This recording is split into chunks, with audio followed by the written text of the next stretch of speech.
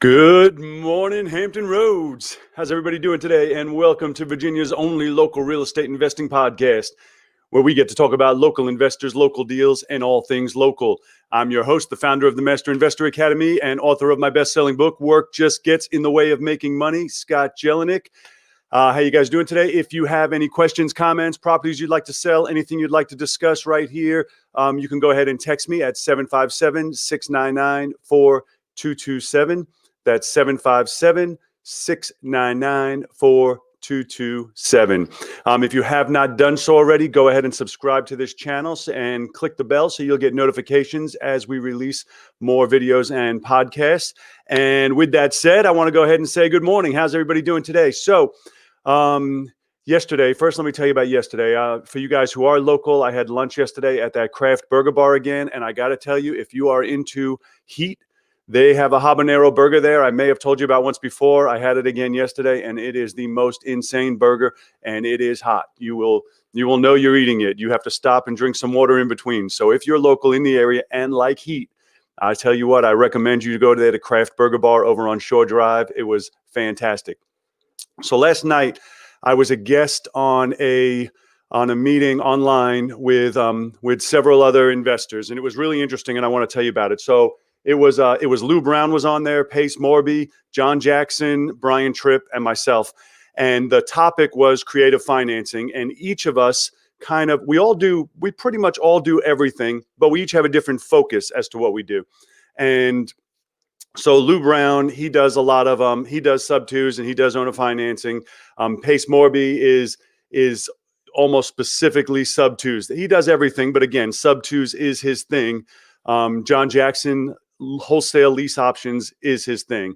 Brian Tripp does a little bit about everything. You know, what I was talking about was slow flips. That's kind of, I do everything and I love everything, but slow flips is what has my heart, right? So it was really interesting to listen to everybody's different perspective on everybody else's information. And some of the things were really interesting to me. And for instance, I asked a question of, I used to do a lot of sub-twos, and I still will do a sub-two, but not like I used to.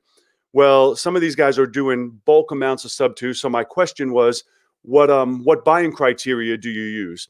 And the answer was how I used to be pre-bust, which was I will buy anything that I can cash flow on. And I used to do that, and then I stopped because I got a little hurt. I got a little hurt during the downturn.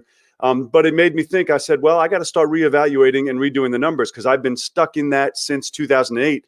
I was like, nope, if it's not the same amount of equity or close to the amount of equity I would want to buy it at, then I'll pass on it. And so I'm thinking, especially with rates the way they are now, there's good cash flow opportunities in properties. So maybe it's something I need to reevaluate and relook at. Owner financing, I'm always all about owner financing when you can find the deal. Wholesale lease options, you guys that work with me here locally, I love wholesale lease options, but I never go in like John's mindset is that's his plan. He goes into it to do a wholesale lease option. I do the opposite. I always go into it to buy it cash. And then if that can't or they won't work for cash for that price, then I might maneuver into sub-two owner financing or wholesale lease option as the lowest one. But John does really well. So the great part about this discussion and this debate was there is no wrong or right. There is not one that, oh, this is what you have to do. This is the only way that it works. We are all crushing it in our individual businesses with what we're doing, but yet we're all doing different things. And I love that about real estate. It's one of the things that I love so much about it is there is not a right or wrong. Somebody was asking me yesterday about scaling a business, and I was going into all the reasons why I don't scale and I'm not looking to scale. However, that doesn't mean it's wrong to scale. I have friends that have huge companies doing 50 deals and 100 deals a month, and they do fantastic with it. It's not what I'm interested in. And so, it goes back to what I was saying is there's no right or wrong. You decide what's right for you. I love the fact that we can all be in the exact same industry, in the same business, but go down completely different paths and still be wildly successful. So it's something to think about. And the reason I want to tell you that is because, they always talk about shiny object syndrome. Well, it happens all the time and it happens with everybody. What you need to do is to, you research everything, but then you decide which lane is going to be your lane. It doesn't mean you can't do the other options, but you want to have one strategy that you dominate in, that you know inside and out, and that's what you're professional at. You know how to do this strategy, and that's what you do. Still learn them all, because again, me anyway, I always start off with a cash offer. Lou Brown was saying he always starts off with all the offers. He gives them all the offers and lets them decide. That might be a better plan. I don't know. It's something that we can evaluate and try, going down different paths and seeing which works best. So what I wanted to talk to you guys about today is very simple thing. I was talking with somebody yesterday, and I was going over basically a 90-day plan on what needs to happen over the next 90 days. And, especially when you're starting, there's a lot of things that have to happen for you to build a business and to be successful and to get your infrastructure in place, and you get your marketing set up and going on appointments and all these different things. And first off, I can see it in the look in his face as we were talking. But on top of that, the words that came out of his mouth, every time we would add on something else, it kept being, oh my God, this is a lot. Oh my God, this is so much. And it's not. And so what I wanted to talk to you about today, if you felt that way, or if you feel that way, that it's just so overwhelming when we're saying you need to go on an average of 20 appointments to buy a house. That sounds like a lot, and it drives people crazy, but these are the numbers. Well, what I want to tell you is take one day at a time, one task at a time, one mailer at a time, one appointment at a time. Yes, we want to have our year planned out, our month planned out, but don't get in your head with, I have all this to do. You have to do one thing. You have to do one marketing campaign. You have to go on one appointment. You have to answer the one call. You have to buy one house. You have to wholesale one house. You have to fill one slow flip, or whatever it may be. Just break it down to one. If you break it down to one, you're not going to be filled with this overwhelm that it's just so much. And I don't know how I'm going to do it all, because let me tell you what happens when you're overwhelmed. You already know this, so I'm not telling you anything you don't know. When you're overwhelmed, or you feel like there's too much to do, you revert to doing nothing. It happens every time. When people start looking, they're like, oh, it's just so much. It's so much. It's so much. At first, they're like, okay, I'm going to knock it out. And then it's just so much. They're like, you know what? I'm going to do nothing.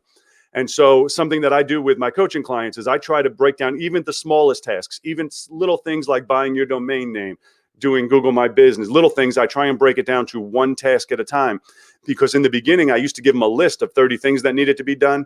And then I would meet with them again a week or a month later, and I would go through it. What'd you get done? And you'd be surprised how many of them it was nothing. I got nothing done. And so ever since I changed it to, I'm like, nope, you have one task. Your one task is to go do this. Then a day or two later, you have one task, go do this. And if we break things down to one task, it can actually get done. And it doesn't feel overwhelming, and you don't even realize how much you're getting done, because you're just doing one little thing that might have taken you 10 minutes or 30 minutes or an hour. But that one little thing was necessary for the foundation of your business. And so it's something to get through, especially if you're new, especially if you're just getting started. Do not feel the overwhelmed. I'm telling you from my experience with coaching students, I used to give them everything to do, which you may be feeling that way. You might be on YouTube, you might be on listening to podcasts, and you're getting all the information in the world you can. So it seems like a daunting task. You have so much to do. And there is a lot to do, but you don't have to get it all done right now. Concentrate on one. Do one thing. Do one thing every day towards your business. You know how I'm always saying, do something today your future self is going to thank you for. It doesn't have to be your future self 5 years from now. It could be your future self next month, knowing you got down the things that were due this month. So get one thing done every single day. When you wake up, if you don't have a full-fledged business yet, that's fine. Every day when you wake up, even if you're working a full-time job or whatever it is you're doing, say to yourself, what's the one thing I'm going to get done today for my business? One thing. I'm not saying you got to go whole hog or go full out. I'm just saying one thing, even if it's a simple one thing, because if you don't do the one thing, I'll tell you what happens if you don't do it. A week will go by, a month will go by, a year will go by, 5 years will go by, and you'll be saying to yourself, whatever happened to that real estate investing thing I was going to do, right? You'll be like, I remember I was all into it. Whatever happened with that?